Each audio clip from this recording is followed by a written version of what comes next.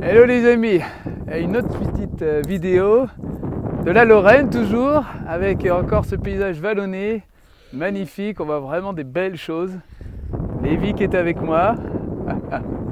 Une petite méditation, encore une autre, sur le psaume 27,4, où David déclarera: je désire une seule chose, où j'ai demandé une seule chose à l'Éternel. Je le chercherai, je le rechercherai. C'est d'habiter, de demeurer dans sa maison, dans son temple. Et ainsi je contemplerai la beauté du Seigneur. Dans la version 70, les délices du Seigneur. Et je visiterai son palace et j'observerai son palais. Bien sûr, nous réalisons, nous, dans la Nouvelle Alliance, ce qui a été scellé en Christ et par Christ, que nous sommes devenus gratuitement, facilement et spontanément ce sanctuaire, la maison même du Dieu vivant. Pas là où il y a la cour et puis le lieu saint et le lieu très saint, non. Le naos, le sanctuaire, le lieu très saint de la présence du Dieu vivant, de l'esprit de vie, de Christ en nous, de la plénitude de celui qui remplit tout en tout. Éphésiens et Colossiens 1 nous le diront. Ces petites méditations pour juste avoir une petite réflexion sur: est-ce que le temple en lui-même a besoin d'avoir une propre conscience? Est-ce que c'est important qu'il ait conscience de lui-même? Pas vraiment. La conscience qui importe, c'est celle que le Dieu vivant demeure en lui. Si le temple, le sanctuaire, le naos est le sanctuaire, c'est parce que l'Éternel est là. S'il est sacré, c'est à cause et grâce à Dieu. S'il est ce qu'il est, c'est grâce à Dieu. C'est la conscience qui importe à développer, à cultiver, à pratiquer. C'est celle de Dieu, c'est celle de Christ. C'est celle qu'il est lui-même la fondation, la substance, la nourriture et les images différentes et les symboles que Dieu nous a donnés, qu'il est le vin, de la joie, la vie, la nourriture, la fondation, la pierre, le roc. Est-ce que nous avons appris à pratiquer et à développer cette conscience? Est-ce que nous restons branchés à la conscience du propre sanctuaire que nous sommes, comme si nous puisions avoir une vie indépendante de Dieu? Mais au contraire, est-ce qu'on apprend à demander à l'Esprit d'ouvrir les yeux de notre cœur, de notre pensée, de notre conscience, même de notre inconscience, du fait qu'il est le tout de qui nous sommes, la substance même de qui nous sommes?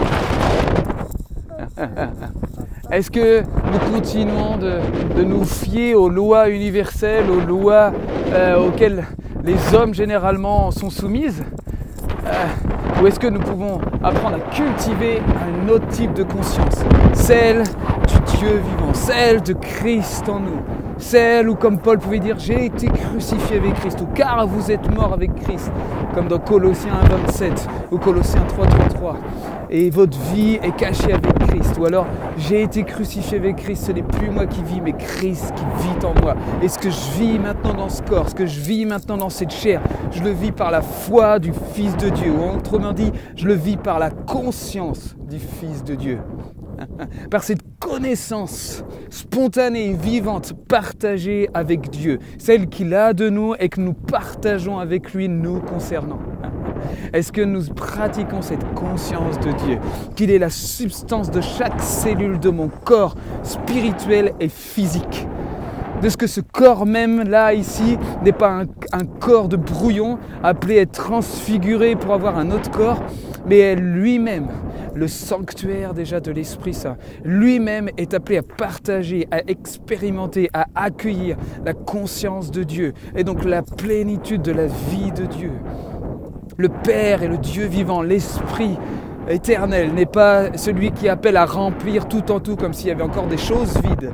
Mais au contraire, Paul avait la révélation dans Éphésiens qu'il était l'Esprit de Dieu, Dieu qui remplissait tout d'une manière perpétuelle et éternelle, qu'il était la fondation de toutes choses. Alors les amis, Petite question, une petite réflexion pour nous.